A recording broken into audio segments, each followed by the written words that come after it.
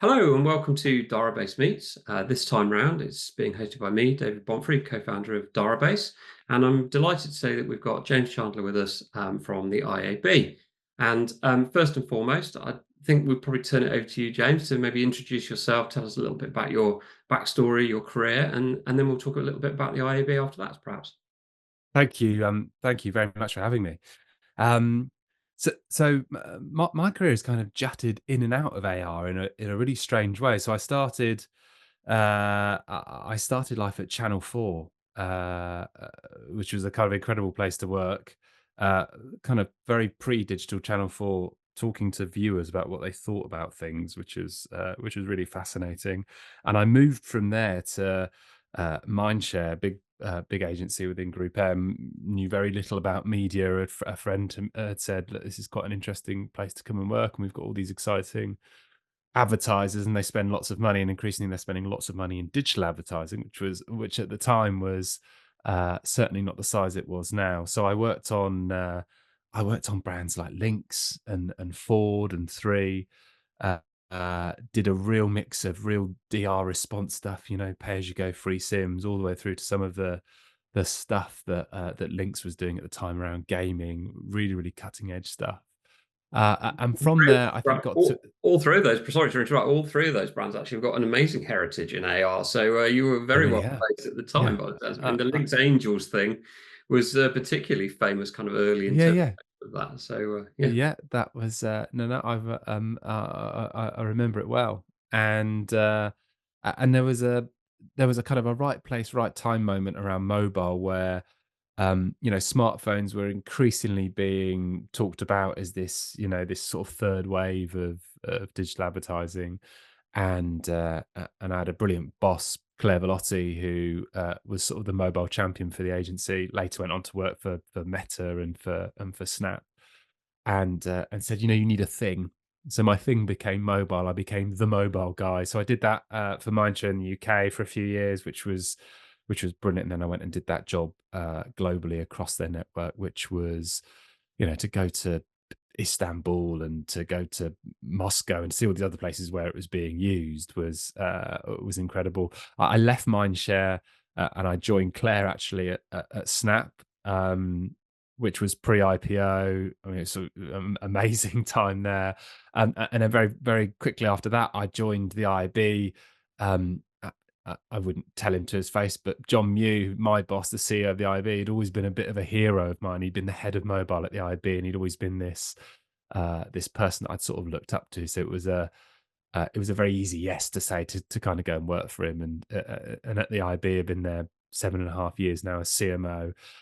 I guess thinking about all sorts of different things, how we think about advertisers, how we think about agencies, but increasingly it's been about how do we think about these emerged and emerging areas is how we kind of term them, and that could be anything from podcast, gaming, the sort of the growth of digital out of home, but the sort of the two recent hobbies, I guess, in this space. One has been retail media, which has absolutely exploded, and the other has really been AR, VR, and how we've been thinking about that. I think kind of strangely, retail media is new but not new, and I think AR is probably similar in that way as well. It feels like, I mean, you mentioned it there, throughout my career, it's kind of always been there. So this isn't this new technology that we suddenly got our hands on. Some of the behaviors might be a bit newer, but AR feels very different to something like podcasts, which kind of just exploded on, and then we create a load of ad opportunities. AR feels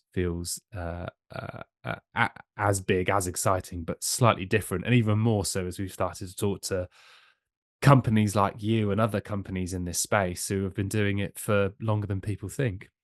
So I think you've already done two amazing things on this chat. You've outed yourself to your boss, which is pretty amazing in and of itself, 'cause I'm sure he will. I'm sure he will It'll be now. unbearable. It'll be absolutely Yeah, yeah, unbearable. be unbearable when he sees the recording. And also, you've offered massive career advice insight, which is have a thing and kind of stick to it and be Yeah, famous you for do. it. And I think those are really important, actually. Mm, Like you've got to work for people you respect, and you've got to have a thing that you become famous for. So yeah. yeah, thank you for those two insights already. Um, It's interesting. Maybe we'll come back to this, but retail media, I think, is an important kind of connector with the AR Mm, story. And certainly, I agree with you that AR has a long history, both as technology and as a medium. And maybe, advertising is somewhat late to the party in that. But perhaps you could just yeah. give a broader indication of what the IAB does and why AR perhaps fits into that Mm. broader story. So with a trade body for digital advertising, we've existed since '97, and as any trade body, we do some typical trade body things. So we talk to government, we talk to regulators. We're passionate advocates for self-regulation. We think that as digital advertising's grown up, the best way to regulate it is for government and regulators to work with the people that kind of know it in and out. Um, we're passionate advocates for the free web. There's I think increasingly we hear lots about subscription models, subscription only. But really, for the vast majority of people who get all of this content and services free, it's because of the free web. Hopefully, we're an enabler for that. Our members stretch from platforms to ad tech, media owners, agencies, advertisers. Anyone who is anyone in digital advertising is a member at the IB. We do a whole raft of events. We do a bunch of groups. Maybe we'll come on to talk about our newest group, which is obviously our AR group. We've got decades worth of research. So I guess it's all the stuff that you would expect a trade body to do. I guess the difference with from when we were born in '97 is we had three members. Portals, Microsoft, Yahoo, and AOL, and now we've got hundreds and hundreds, all of whom are very different. Uh, uh, in a weird way, when the new things come along, though, we've kind of been there before. Mm. Um, with podcast, we have to go through that. Okay, we need some standards, and we all need to call it the same stuff. So we need some definitions. Then we're going to need an easier way of buying this stuff. So it's kind of weird. Like you can kind of use the same blueprint with every new thing that comes along, which we use for display, which we would have used for mobile, we use for podcast, digital out of home. Again, I wonder if AR breaks the mold slightly in this as well. But yeah, it's really interesting to see how new things scale, what kind of catches on. But yeah, the IAB, and of course we're one of many IABs around the world. We are focused purely at the moment on the UK, but have many cousins in Canada and America, Australia, and across Europe. Absolutely. I mean, I think I might summarize that by saying everything changes and yet everything kind of stays the same. That's a Um, great point. and so maybe you could draw some parallels perhaps between, an older technology or one that we're much Mm. more, used to, and then a newer technology and set of kind of media that goes along with that. And maybe some of the sort of things that are the same and some of the things that are maybe a little bit different. Yeah, inevitably, all these things, at some point you get into an arm wrestle between a team that's building the product within a business, and then a revenue or a commercial team who are saying, okay, the way this thing is going to scale is probably through an ad model. And if you take something like podcast, because that in a way is kind of an established technology, it's an established behavior because we all listen to and we all kind of get it. When podcasts started, the ad opportunity was a kind of a baked in one. So you had things like host reads, you had these amazing things that someone like Adam Buxton's doing where banks would effectively go to him and he'd kind of, he'd do it in his own irreverent style and they'd kind of be okay with that and it would be baked in. You could start to do interesting things around short codes. You could track it really easily. And then increasingly, what the commercial people worked out was that we've got all of this money going into radio over here and they've got these 50-second ads, 15-second ads. We could just put those into podcasts. So increasingly, podcasts start to sound a bit like radio. And of course, they're not radio, they're kind of something different. Mm. So the sort of the arm wrestle there is we want, podcasts are known for their intimacy and longevity and the fact you have a relationship with the host. If we go too far with the pendulum and we just make it like radio and we build ads that are made for radio, uh, we kind of miss the mark with it. So it's just about getting that arm wrestle right. And it's like it with everything with gaming. We could just treat it as digital out of home and stick a load of outdoor banners in there without realizing that actually it's something bigger than that. I remember when I went to when I joined Snap, this concept of a Snap ad. So this, for one, it was full screen. It was a vertical format, not like an MPU that was square or other things that existed online. and we were asking brands to build it bespoke for the platform. I mean, that feels ridiculous now because, of course, you'd be building it bespoke for stories, for TikTok, for everything. But when these new things come along, you can either squeeze the stuff in that's worked somewhere else, tele ads into digital, whatever it might be, or you can think about it slightly differently. It's like, what if you just like this thing? We never had advertising before, and you had to create something for this format. What would you create? And inevitably, the latter answer is the more interesting, more exciting. I would argue the thing that actually works better, rather than trying to retrofit in something that's come before. I think that's a really excellent point, the kind of nativeness of the ad format Yes. to the medium. And I think that pertains to the kind of type of content that you get in that medium as well. Because historically, it is true to say that audiences are built around content predominantly. You know, what you build with TV is an audience Mm, around the shows. And then the advertising is not only native to that medium, but also pertinent to the content associated with it.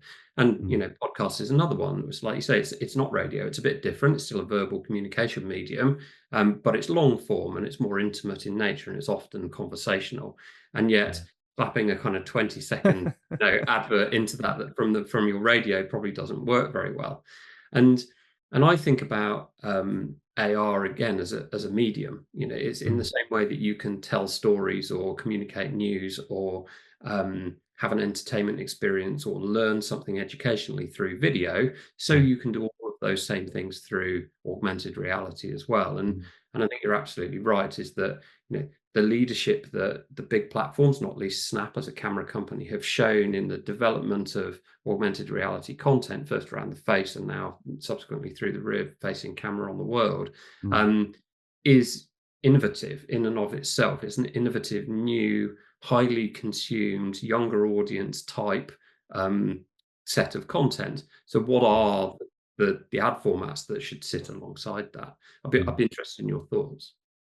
Well, I think it's got this other uniqueness as well, which is that you have people actively choosing to often use these things. They're not they're pull rather than push. Now, I could be on my favorite publisher or news brand, and I know there's a trade-off happening. If I want the content to be free, I know I'm going to get some ads. Now, I might not love the ads; they might not be the most relevant, whatever it might be. But I accept the value exchange is going on, and it's the same with podcasts, with digital, whatever it might be. AR is different in the fact I'm going to kind of seek out that experience, and I'm probably going to spend longer with it than I've spent with something else. It's by its very nature is on platforms that make it very very shareable. So I'm going to put your brand or your experience on my face or in my world, and I'm going to share it with loads of people. I mean, when you sort of frame like it's sort of this advertiser's dream that I would give people this stuff. I'm happy for them to do what they want with it, and then they're going to share it with loads of people. It just isn't really like something, it isn't really like something that comes before. So it would be very, very strange if we sort of Frankenstein monstered lots of formats that we had before to try and make this thing. I guess the learning from being early at Snap was, we were really asking, uh, brands to do quite a lot of heavy lifting at the start, particularly on lenses. Yeah, They were expensive, which, for a relatively short period of time, so you would take it for a day or something like that. So it would exist for a very short period in time. It was mega expensive. It was long lead time to build it. All this, of course, is has changed very quickly now. And you couldn't just use something that you've got already. The creative agency or production partner would have to go in and think about this thing from scratch. Now, all of those things, it was harder, it took longer, but the payoff was greater. It was sort of bigger than the sum of its parts, rather than you could have probably spent the same amount of money on a banner campaign, but you wouldn't have got nearly the amount of engagement or fame or whatever you're going from. So, in a strange way, AR as a sort of a format has probably forced us as an industry to look at it differently when it comes to advertising. And unlike many others that have come before it, and maybe some that will come after, the approach has got to be different. Even retail media, which is really having its moment now, is effectively a form of display advertising. yeah, It happens to be on Tesco's site, or or using Nectar data to target people offline, or it's kind of in store, so it looks a bit like digital out of home. It still takes lots of cues from current things, whereas AR, it's, blank canvas. And I think if I was in the creative community, I think I'd find that pretty exciting. Do you want to build a set of, you know, uh, 100 banners that can be optimized to all different things? That's kind of exciting. Or do you want to go and build this thing, which people are going to put on their faces and in their worlds? I mean, it's I think not that's much of a toss up there. yeah, I think it's an incredibly good point. It's like there are no other advertising mediums, I don't think, in which you participate as the consumer. Mm, Right? Or at which point, how often do people ever share any form of advert with their friends? yeah, It's like yeah, I can think of yeah, perhaps John Lewis TV advert when it comes out. It's yeah, like, have you seen it yet? Right? That's yeah, kind of all. Maybe now the Amazon one because they're doing a great set of videos around yeah, Christmas too, yeah, right? But other than that, it's very hard to think of any historic advertising really beyond the amazing original Guinness ones and the one or mhm, two other kind of very famous sort of milk tray moments or something of those sorts where yeah, showing my age there clearly, but the where you would participate in it, let alone share it, right? And so mhm, the idea that you're going to turn your head into a taco, which is obviously one of the early famous examples of yeah, AR, is yeah, kind of utterly alien. And I think you make this other really strong point, which is you spend a lot of time doing it and you yeah, interact with it. And so these are massive advantages. So the average kind of yeah, usage time for an AR lens is in excess of 45 seconds. I mean, when was the last time anybody looked at a billboard for 45 seconds? I mean, it just doesn't happen really. And yeah, yeah, TV, yeah, most people fast forward straight through, right? So yeah, so yeah, you spend all this time and effort building experiences. I think the part of the issue potentially, and I think you're very well equipped to talk to some of these points perhaps, is measurement. And so we have mm, quite well mm, established measurement capabilities and metrics for TV and for radio yeah, and for digital advertising, and it tends to be more performance orientated the more digital mhm, you get. And yet AR breaks that mold again. It's like how yeah, much time are you going to spend in it versus how many times are people going to see it? And mm. so maybe you could offer a little bit of sort of your thoughts on those aspects. Well, it's the sort of the perennial issue. We do an annual survey with advertisers. We ask them a bunch of questions. One of which we ask is, what's stopping you investing more in digital advertising? And consistently, I can't think of a year where they haven't said measurement. And what advertisers mean by measurement is, like, in an ideal world, I want to measure everything in the same way because it's actually really complicated. The way I measure partner X to the way that I measure partner Y is different, even when it's the same format. And then I've got all these new things that are happening. I can't sit. I can't make comparisons as to where I should be investing my money. Increasingly, kind of post COVID, it's about I don't I can't get the right information to go and justify doing more to my CFO because everything's become very short term and I need to do it. And as you say, with the more performance driven stuff, that makes it a little bit easier.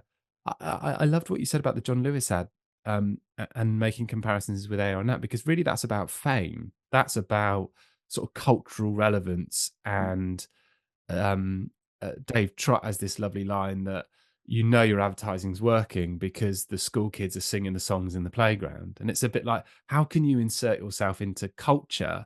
And actually, the Cinco de Mayo thing that you talked about, that is kind of these big cultural things that you're going to talk about and share, and AR has that kind of ability. Um, but it needs a different set of measurement. It will, as much as it forces us to think differently about it creatively, it forces us to think about it differently when it comes to measurement. We can't rely on viewability. That's even a thing with AR. It's not about click through rates and view through rates and just about conversion and ROI. There's just this whole suite of other very rich stuff. um is it shareable? Has it got talkability? Metrics like time spent. I mean, there just won't be other media that can do that, or at least other media where you can do it and prove it and actually know. So someone might look at an out of home poster, a cross track thing for 1 minute. I've got no way of proving it unless I got some incredible lumen eye tracking thing in every single poster site, which would be pretty tough to do. So I guess in a way, measurement is a really good thing to scale new things, because I think once you can prove it works in a way that's comparable with other things, yeah, when I see it working, I can put more money in. You know, it's not a flight risk anymore. It's a kind of a safe bet. So in a way, maybe that holds AR back a little bit. But I think I think if you think about more broadly, whether it's fame, shareability, virality, you know, length of time people are spending with it, I think you get to a much better suite of what's working and what's not, without getting into the okay, I need to make it comparable to the banner campaign that I'm running, which would, you know, it's always going to lose on that because it's not supposed to be doing that job, I guess.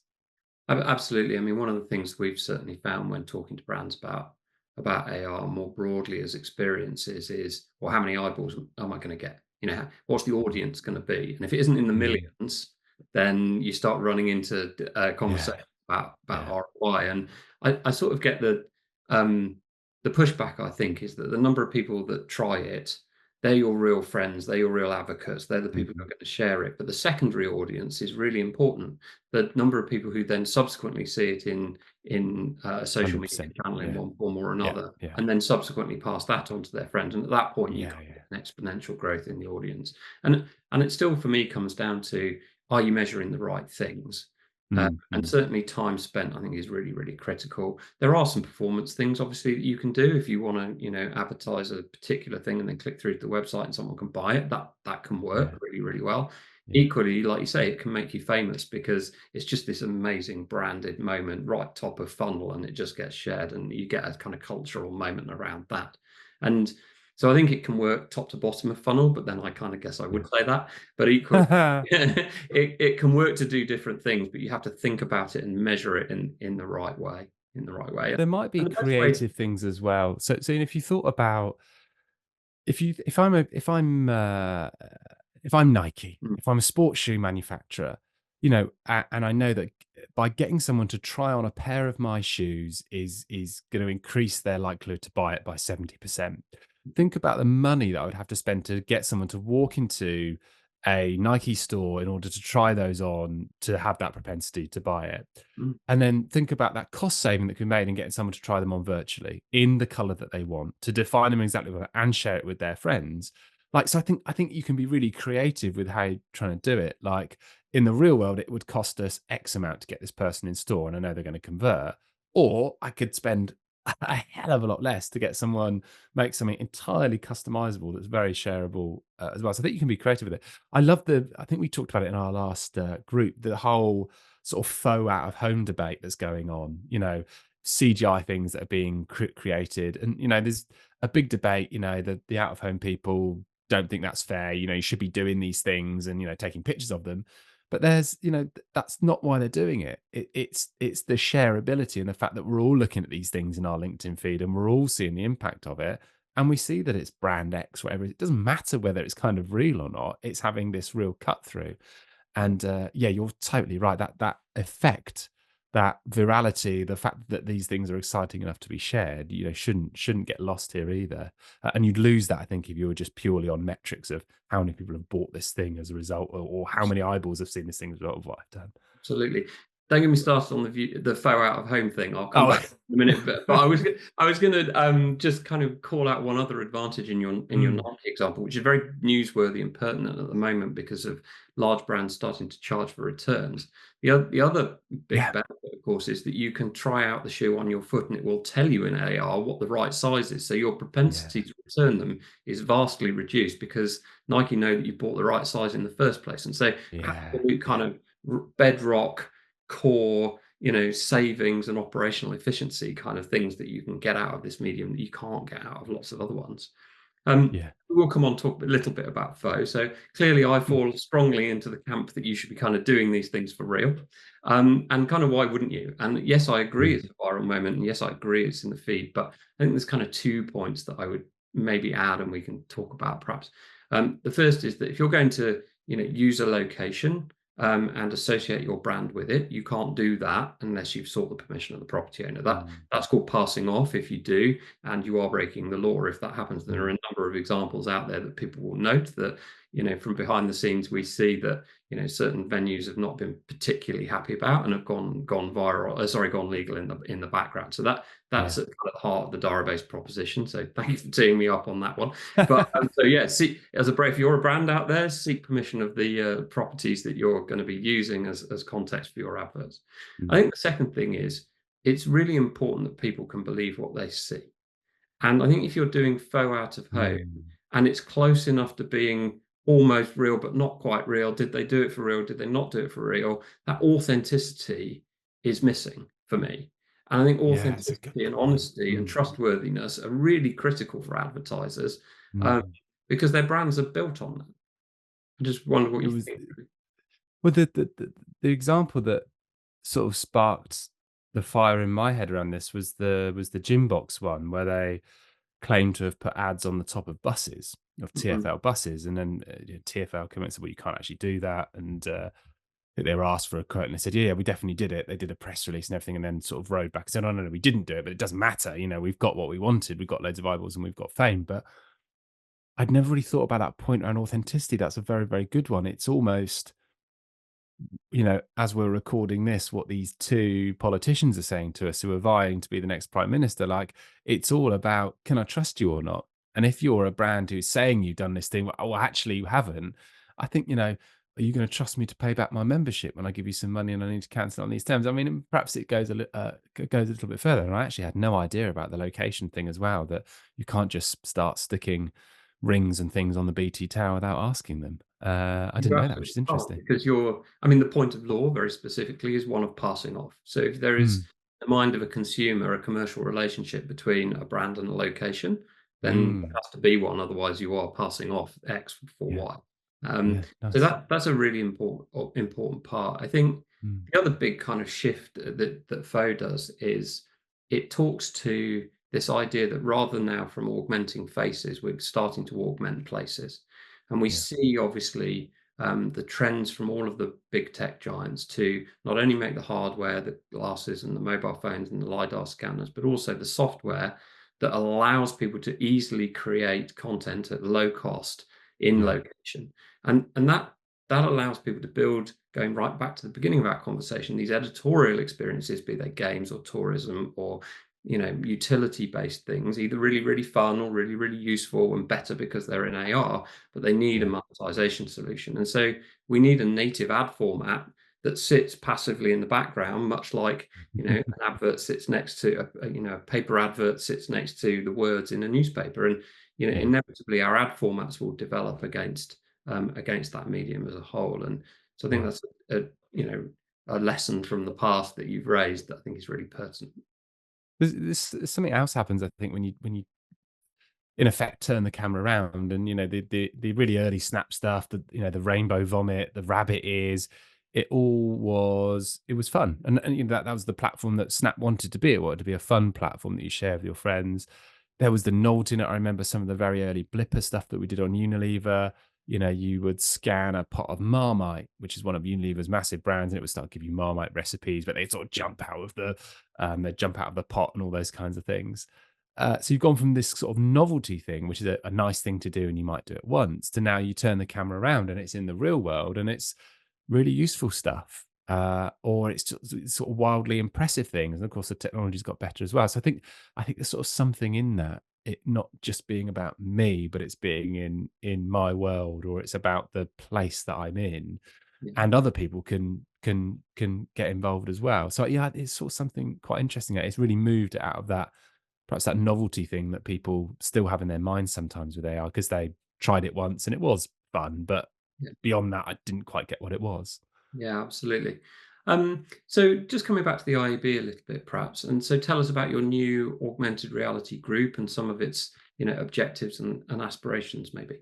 Yeah, so we've got 15 groups at the IAB, everything from sustainability to search to creative marketing. The newest one of those is AR, and that came out of a round table that we did earlier in the year, where we got a bunch of industry players in the room, including Darabase, to really, I think, do an acid test on, are there things that the IB can help with? Are there pain points everyone's going through? Are there similarities where we can work together to to help. And it felt like there were some of those things, you know, and some of the focus of the group then is on one. There's this kind of idea, which there's a lot of work being done out of IAB US on this around definitions and standards. So are we calling the things the right things? It's quite hard to move forward when we're not calling everything the same or standardizing it. There's the measurement thing, which of course you talked about as well. So um, if we know what effectiveness looks like, we can start making comparisons between stuff. But I think there's some softer stuff that the group have said that they want to focus on. I think there's I don't love the term education, but there is some education I think to do, or some reevaluation of AR to do. I think because again, it's not brand new. People have maybe had an experience with it before, so there's a bit of reevaluation to do around that. I think we can't underestimate this kind of thought leadership in this. It's all very well, all the sort of the leading companies in this space sitting around a table, but arguably we're kind of just preaching to the converted. It's about, I think, taking some of those arguments, some of those numbers that were talked about in terms of scale and investment, which even for me were a surprise in terms of how much money's already going into this medium. This isn't a little emerging thing at all. I mean, it's huge. We talked about things like force multiply, how you would add AR to what you're doing already rather than starting from scratch to make it work even harder, this kind of 2 + 2 equals 5 effect. So I think there's a whole bunch of stuff that the group is going to work on, from some, proper trade body type stuff around maybe definitions and standards, all the way through to just being, you know, big evangelists of this platform. And like, when has something like this come along that we like a format that we could get really, really excited about? A technology that, you know, isn't a risk in God, is it going to happen? Isn't it? I mean, it's just kind of out there. So I feel like we often crave in digital something that isn't going to be about performance marketing, Yeah. something that can be as amazing as telly or cinema about building brand. And AR feels like it could be that thing. So a few areas of focus for the group. But the other thing it does is it gets, all of these, which I think the IB does very well, is get all of these different companies around a table, physically or metaphorically, and talking with our peers, talking about the challenges that we're having.